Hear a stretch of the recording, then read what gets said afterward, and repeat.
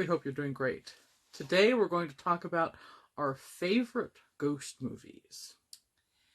Now, these are not to be confused with some of our favorite demon movies. No, these are specifically like ghost and haunting movies.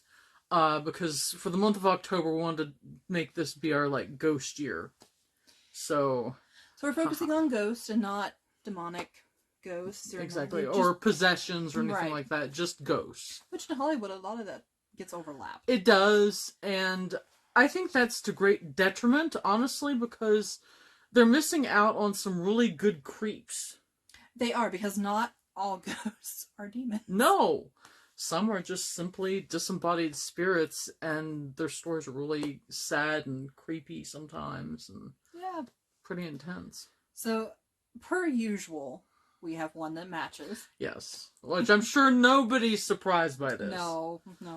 But the one that matches, we might as well get that one out, is The Old Haunting. And it has to be the old one. Yeah, black and white, because they actually did a tremendous job not only adapting the story for the screen, but the physical effects that they used were done very well and very realistic. And even for it being, black and white, you had the suspense. Yes. They did a really good job of amping up all the trepidation. Yes. So for everyone who isn't familiar with the story of The Haunting, it's about this woman who is not in a great place. By that I mean that her family situation is messed up. She doesn't have a lot of money. She's living with her sister who doesn't respect her. Her sister's husband doesn't like her. And she's basically treated as a slave by her family to take care of her sister's children. Right. And so the reason why she's in this situation is because she's always been known to be psychic and everything, which they attribute to mental illness. Which isn't the case at all. She just happens to be psychic. Yes. So the interesting part about it is that her ability is actually documented, so that's how she ends up getting contacted by the people that want to investigate the haunted house. So once she ends up getting to the house, that's when things get interesting. That's when things get fun. And if you haven't seen this, then we won't go into it. No. Because you need to watch it. Yes, we don't want to spoil anything. It's just very, very well done and very, very good. Yes. So definitely, pick an evening, do some film noir, have fun. Yes. And do not let the black and white footage turn you off. There's too many people nowadays that tend to discount black and white films, and they are amazing. They are. You still have the element of horror to it. It's just not in color. Yes. And sometimes that actually amps up the creepiness of a film. Yeah, it does. So definitely be into that. Yes. The next movie I got to talk about is Ghost Story. And the reason Ghost Story is one of my favorite films is not only is it based on one of my favorite ghost books, but for the film they chose to have the members of the Chowder Society, which was this group of old men who met together like every month to tell ghost stories.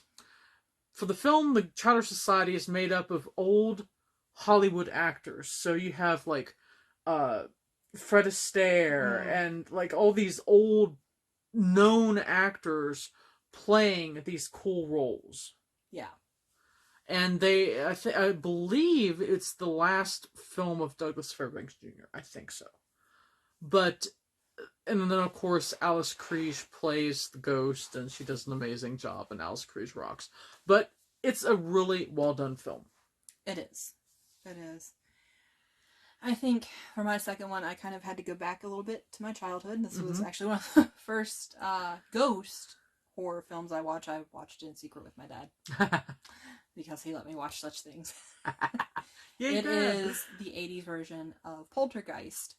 And Zelda Rubinstein makes that movie for me. She still does. I love her as an actress. Yes.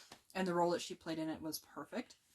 I think for, the time, it was done so well. Mm-hmm. The ghosts, the scenes, the portals, they were just, I actually discovered something recently about that film. And it's not, like, actually stated on anything directly, but there's an episode of The Twilight Zone that is very similar in the whole thing with the little girl getting trapped inside a portal from her bedroom. Oh. And I was just totally caught off guard. I forget the name of the episode. I'll put a little tag down here. But I was caught off guard of how similar it was. There are a lot of Twilight Zone episodes that are kind of fed into movies loosely and or almost directly. Yes. So... And, if you've not watched the old original Twilight Zone series, you definitely should, because it is so well done. There's so many things that they tackled in that, especially in a time period where they weren't touching these things.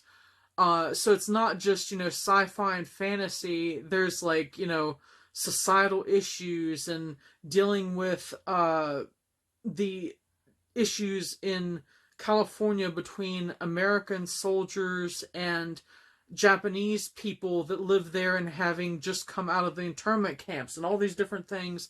And so, highly recommend The Twilight Zone. Yeah, check it out. You can't really go wrong with it. No. My second movie is, oh my goodness, one of, again, my favorite films. And we've actually talked about it here on the channel before, and that's The Haunting of Julia. Mm-hmm. The reason why that one just sticks to me so much for being a ghost film that I love is because of the atmosphere that's presented in it. The fact that they were able to use that actual British house and really let the age of the house be why it's creepy. The little girl's creepy, but they used the shadows in the house to actually film. Yes. So, it was definitely using the environment. Exactly. And, we don't have that here in America. No. All of our houses and stuff, the earliest ones are only as far back as the 1700s, which in terms of the length of time for something to be built is not that long. No, it's not. So, you can't beat that type of setting. You just can't. And I think, really the last one that, I come up with and I really sat down and thought about it was Stephen King. And as everybody knows, I'm a fan of Stephen King. And it came down to Rose Red and Kingdom Hospital. And I like Rose Red a little bit more because of the gothic manor house, the mansion. I love the ghost element to it. They aren't necessarily, you have almost an empathy for them, but you also kind of don't like them. And the other thing that's cool about Rose Red is how it is directly inspired by The Haunting. It is. It is inspired by it, and it's the cool thing is that, it's inspired by it, but King managed to make it different. He did. He added elements back in every individual person's, life that fed into how these ghosts reacted to these people. So the other thing that, is always a happy place for me with Rose Red is the fact that Julian Sands is in it. Yeah, there's that. We are huge fans. We are. So we hope that you enjoyed our little ghostly selections, and comment down below with what your favorite ghost movie is. Because not Possession, but Ghost. If we have not seen it, we will watch it. Yes, and be happy to do so, actually. Yes. So, till next time. Happy hauntings. Bye-bye.